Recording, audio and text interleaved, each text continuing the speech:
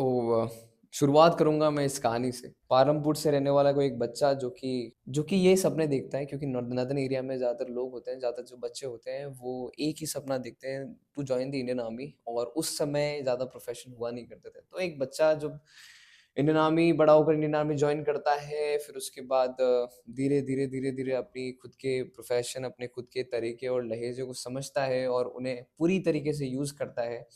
पहले वो एक मद्रास रेजिमेंट जॉइन करता है, देन फिर उसके बाद उसे पता पड़ता है कि एक बेटर और यूनिट है, दैट इज़ कमांडो यूनिट। फिर उसे वो भी जॉइन करता है, और क्योंकि वो 9th बटालियन को जॉइन करता है पैराशूट रेजिमेंट की, तो वो बहुत ज़्यादा जानी-मानी भी जाती है।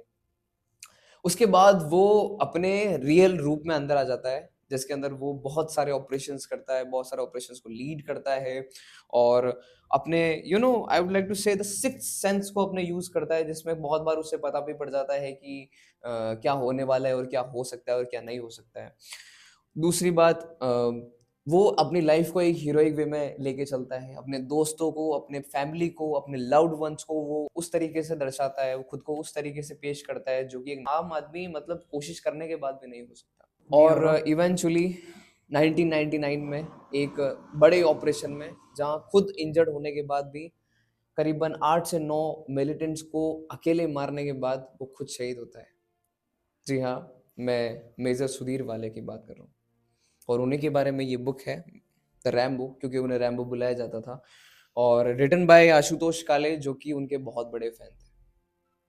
और आशुतोष काले वाज आल्सो कर्नल। इस बुक की जो मेन ब्यूटी है वो यही है, जस्ट लाइक बलिदान, जो कि मैंने लास्ट टाइम बताई थी स्वप्निल पांडे की। इसके लिखने का तरीका, इसके इस बुक को समझाने का तरीका, हर एक जो वो सीन, हर एक डायलॉग, हर एक इंसान का डायलॉग जो कि हुआ था, जो कि असलियत में हुआ था, उसे दर्शाने का तरीका जो था वो इस बुक के अंदर बताया गया है।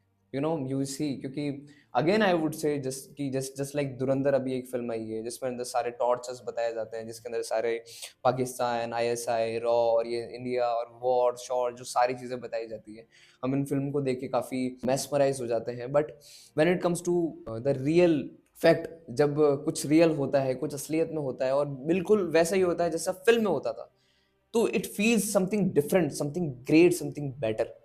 और उसी के बारे में बताना चाहूंगा।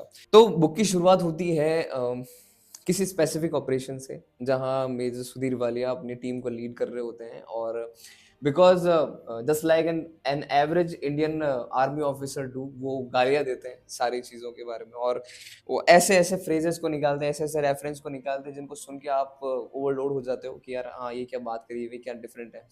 यार मैंने जिस तरीके से इस बुक को पढ़ा है, ये आई गेस वही इस बुक को उस लव तरीके से पढ़ सकता है जो कि इन सारी चीज़ों को चेज़ करने की कोशिश करता है, जस्ट लाइक मी।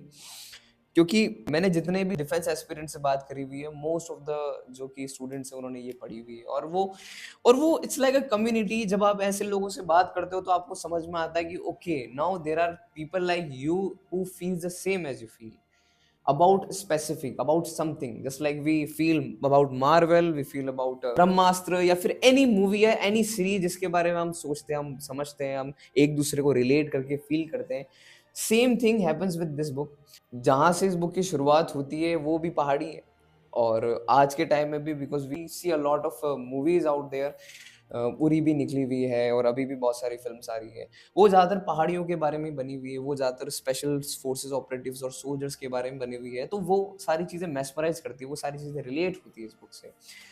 इस बुक के अंदर लव के बारे में भी बात करी हुई है, इस बुक के अंदर इमोशन के बारे में बात करी हुई है, इस बुक के अंदर केयरिंग के बारे में बात करी हुई है, इस बुक के अंदर लीडरशिप के बारे में बात करी हुई है। ये एक ऐसी, I am not going to tell you the entire story, but there are some specific scenes जहां आप सोच भी नहीं सकते कि अच्छा ऐसा भी हुआ है, और जो क्यूरियोसिटी का जो लेवल है वो बहुत अच्छा सा बढ़ जाता है। एक और जो अच्छी चीज मैं आपको बताना चाहूंगा, because Sudhir Walia was also fan of literature, so उन्होंने ऐसे ऐसे अच्छे अच्छे डायलॉग्स मारे हुए हैं जो कि आपको फिर से याद आ सकते हैं, फिर से एक पुराना, जो नहीं कह सकते नॉस्टैल्जिया, आपको पुराना नॉस्टैल्जिया मिल सकता है। तो carrying all this kind of little little parts of different different aspects of military and the geography and the literature, इन सारी चीज़ों को मिला के ये बुक बनी हुई है। और नॉट लाइक दिस, क्योंकि यहाँ पे सिर्फ मेजर सुधीर वाले की बात नहीं हो रही है। जब लश्कर तैयबा कैसे आया था, मुजाहिदीन कैसे बने थे, वो क्या सोचते थे, क्या बात चलती थी, कौन सा मैप था, किस तरीके से, क्या नहीं। तो when you start reading this book you will feel like you are an army officer and you are just in a specific mission. आप इस बुक को पढ़ रहे हो, वो भी एक खुद में एक मिशन है, और इसके जो वर्डिंग्स है वो एक अलग से फीलिंग देते हैं। तो मोर ऑफ द टाइम मैं यही चाहूंगा कि यार मैं इतना इतना ज़्यादा डीप ना जाऊं, और आपको एक क्यूरियोसिटी के वे में बताना चाहूंगा कि ये बुक कितनी बेटर, कितनी ग्रेट है। और क्योंकि ये उस इंसान के बारे में बनी हुई है जिसे लोग जो कि खुद इलीट है, वो इन्हें इलीट मानते हैं। I have heard about him. पूरी 9 पैरा की यूनिट में बहुत सारे लोग हैं जो कि इनकी पूजा भी करते हैं। So you will feel a different way, it's kind of a different bliss कि हाँ, कुछ ऐसी चीज भी है नॉवेल्स के अलावा, सेल्फ इम्प्रूवमेंट के अलावा। This is something a real memory of some army officers जो कि थे, उन्होंने सब कुछ कर दिया और वो जा चुके हैं। So this is all the beauty of this book. I would like to say you must read this book. And मैंने तो पढ़ ली है, मैं फिर से पढ़ रहा हूँ इसे। कभी कभी मुझे कुछ याद करना होता है, या फिर कुछ पुराने ग्लिम्स देखने होते हैं, कोई मोटिवेशन चाहिए होती है, तो मैं फिर से इसे पढ़ लेता हूँ। ये कोई नॉर्मल स्टोरी नहीं है, ये पूरी फीलिंग के साथ बनी हुई है। That is it. Read this book, phenomenal. Signing off. जय।